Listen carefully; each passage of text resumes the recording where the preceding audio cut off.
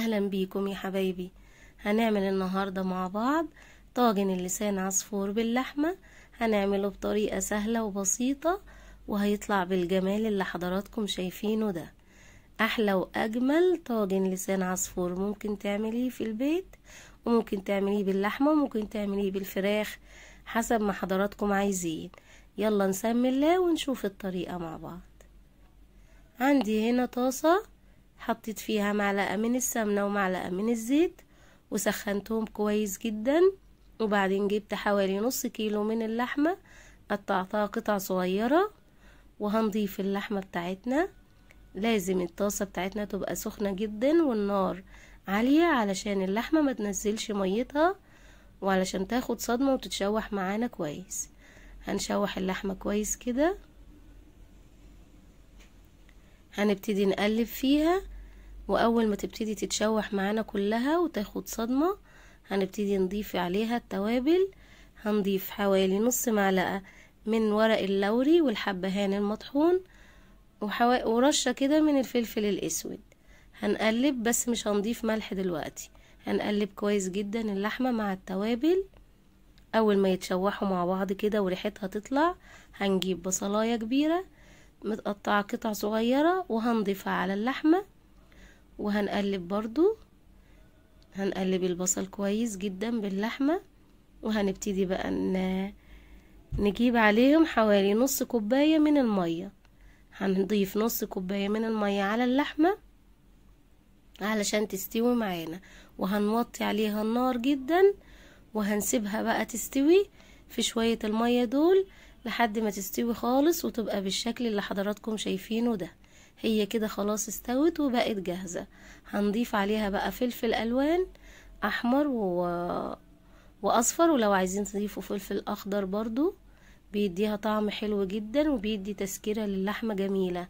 هنضيف بقى باقي التوابل بتاعتنا، رشة من القرفة ورشة من الجنزبيل ورشة من السبع بهارات وفلفل اسود وملح. كده خلاص التوابل بتاعتنا واللحمة بتاعتنا بقت جاهزة وخلاص. التسوية بتاعتها بقت جميلة. لازم تسويها تسوية كاملة لان اللسان عصفور مش بياخد وقت خالص، يعني هي في الفرن هتقعد بالظبط 10 دقايق. جبت حوالي كيس من لسان عصفور وحمرته كويس زي ما حضراتكم شايفين، وضفته بقى على اللحمة بتاعتنا دي.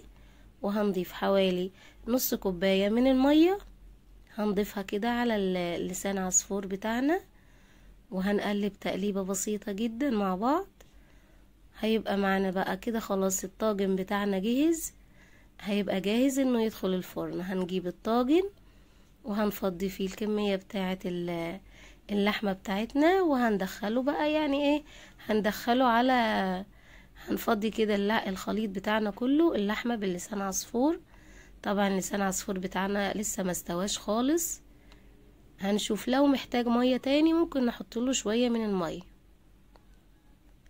هنحط كمية اللحمة بتاعتنا كلها في الطاجن، وهنضيف بقى حوالي نص كوباية مية برضو.